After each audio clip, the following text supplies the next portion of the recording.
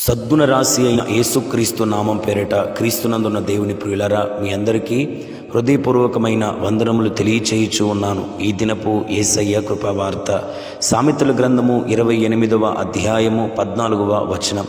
హృదయమును కఠినపరుచుకున్నవాడు కీడులో పడును. ప్రియులరా, ప్రతినిత్యము ఆయన శ్రేష్టమైన కృపావార్తతో మన హృదయములను జీవితములను తృప్తిపరచుచున్నందుకు ప్రతిదినము మనం ప్రభువుని స్తుతించ బద్ధులమై ఉన్నాం. హెచ్చరికగా ప్రభు ఈ దినమున తన వాక్కును పంపి మనల్ని దర్శిస్తున్నాడు.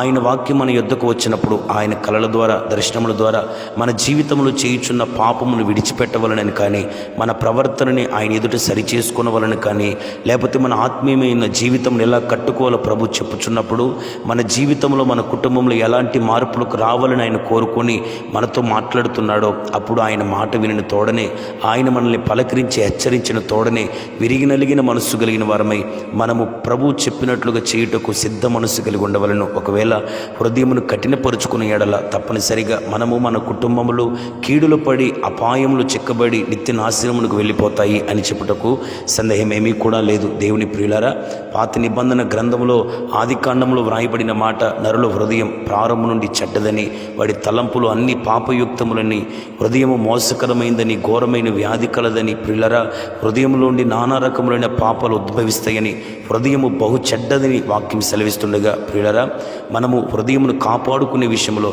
హృదయమును భద్రము చేసుకునే విషయంలో, హృదయమును కాచుకునే విషయంలో గొప్ప మెలకు కలిగిన వారమై ఉండవలను.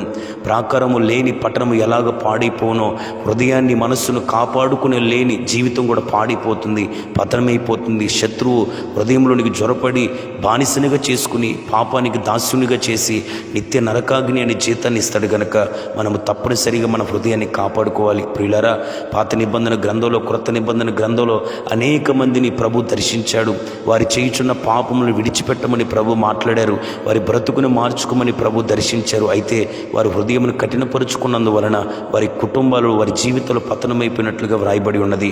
మనం ఉదాహరణకి గమనిస్తే, పాత నిబంధన కాలంలో ఆసాను దైవజనులను పంపి దేవుడు హెచ్చరించాడు, వినలేదు, పాదములకు జబ్బొచ్చింది. ప్రియులరా, దేవుని ప్రియులరా, వాక్యాన్ని కనుక మనం జాగ్రత్తగా గమనిస్తే, ఐగుప్తు దేశంలో పరిపాలిస్తున్న ఫరో తన హృదయమును కఠినపరుచుకునడం వలన తాను తన దేశం నుండి ప్రజలందరూ విపరీతమైన కీడులకి, విపరీతమైన అపాయాలకు బలైపోయారని పరిశుద్ధ గ్రంథం సెలవివ్వట్లేదా?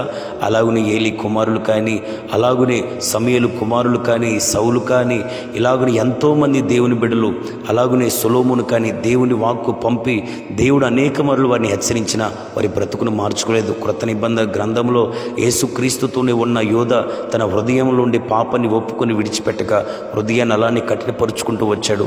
అననీయ సిపోరాలు కూడా హృదయమును కఠినపరుచుకున్నాడు. ప్రియులరా, ఇలాగ అనేక మంది హృదయములు కఠినపరుచుకునటం వలన దేవుడు వారితో మాట్లాడిన వారి పాప జీవితంను, రహస్య పాప జీవితంను విడిచిపెట్టుకోకుండా అలాగనే ఉండటం వలన వారు తీవ్రమైన ప్రాణ నష్టాన్ని, ఆస్తి నష్టాన్ని, ఆరోగ్య నష్టాన్ని, జీవితపు నష్టాన్ని, దేవుని దృష్టిలో వాళ్ళకున్న గొప్ప సాక్ష్యాన్ని కూడా పోగొట్టుకున్నారు. ఈ రోజున మనం దేవుని దృష్టిలో నమ్మకస్తులుగా ఉండాలి. ఆయన దగ్గర మంచి సాక్ష్యాన్ని పొందుకోవాలి. మనము మన కుటుంబాలు ప్రభు వలన ఆశీర్వదించబడాలంటే మన హృదయం విరిగి నలిగినదిగా, మెత్తదైనదిగా ప్రభు సన్నిధిలో మన హృదయం కనపడాలి. ప్రియులరా, విరిగి నలిగిన మనస్సే దేవునికి ఇష్టమైన బలి అని, ఆయన విరిగిన నలిగిన మనస్సు కలిగిన వారి యొద్దకు ఆసనుడిగా ఉంటాడని, నలిగిన హృదయం కలిగిన వారిని ఆయన బలపరుస్తాడని వాక్యాలు సెలవిస్తుండగా మనము మంచి మనస్సుతో ప్రభుని వెంబడించాలి. ఒక్క ఉదాహరణ మనం పరిశుద్ధ గ్రంథంలో చదివితే, అందరూ తప్పులు చేశారు, దావీదు కూడా తప్పు చేశాడు. అయితే దావీదు మాత్రం నా హృదయానుసారుడని ప్రభు బల్లగుద్ది దావీదుని గురించి సాక్ష్యం ఎందుకు చెప్తున్నాడో తెలుసా? దావీదు చేసిన తప్పును బట్టి ప్రవక్త ద్వారా దేవుడు దావీదుని హెచ్చరించినప్పుడు వెనువెంటనే సింహాసనాన్ని విడిచి కిరీటమును పక్కన పెట్టి ఆ ప్రవక్త యొక్క పాదముల దగ్గర పడి కన్నీరు విడుస్తూ, అయ్యో నేను పాపం చేశాను, ఈ సోపుతో నన్ను కడగండి, నా అంతరంగంలో నూతనమైన శుద్ధ హృదయాన్ని మరల పుట్టించండి, రక్షణ ఆనందాన్ని నాకు మరల కలిగించండి, నన్ను హిమము కంటే తెల్లగా మార్చండి ప్రభు అని కన్నీరు విడుస్తూ ప్రార్థన చేశాడు. అందును బట్టి, తన విరిగి నలిగిన మనస్సును బట్టి, తను రాత్రంతా పరుపు తేలేటట్లుగా ఏడుస్తూ తన దోష దోషముల నిమిత్తమే కన్నీరు విడుస్తున్న ఆ మంచి మనసును బట్టి ప్రభు ఆ దావీదుని క్షమించి దావీదు యొక్క సింహాసనమును స్థిరపరిచి అతన్ని యేసయ్య తన హృదయానుసారమైన వ్యక్తిగా మలుచుకున్నాడు. ఈ రోజున దావీదు అంటే ఒక మెత్తని హృదయం మనకు కావాలి ప్రియులారా. అతిక్రమాలు ఏది ఉంటే ప్రభు ఎదుట ఒప్పుకొని విడిచిపెట్టి మెత్తనైన హృదయము కలిగిన వారమే ప్రభువుని సేవించుచు ప్రభు రాకుడు కొరకు మనం సిద్ధపరచబడి ప్రభు వలన దీవెనులు ఆశీర్వాదాలు మేలులు పొందుకుందాము గాక. ఆమేన్. ప్రార్థన. సర్వోన్నతుడైన యేసయ్య నీకు స్తోత్రములు. ఈ దినమున మీరు మాతో మాట్లాడిన శ్రేష్టమైన కృపావార్తను బట్టి స్తోత్రములు ప్రభువా. మా హృదయం ఎల్లప్పుడూ విరిగి నలిగినదిగా మెత్తదైన హృదయం ఉండినట్లుగా ప్రభువా నీ కనికరము, ప్రేమ, దయ, జాలి, వాత్సల్యం చేత నింపండి తండ్రి. మా హృదయం ఎప్పుడు నీ ఎదుట మెత్తదిగా ఉండినట్లుగా సహాయం చేయమని, కీడులో పడుకోకుండా మమ్మల్ని తప్పించమని యేసు నామములు అడిగి వేడుకొనుచున్నాము తండ్రి. ఆమేన్. Praise the lord.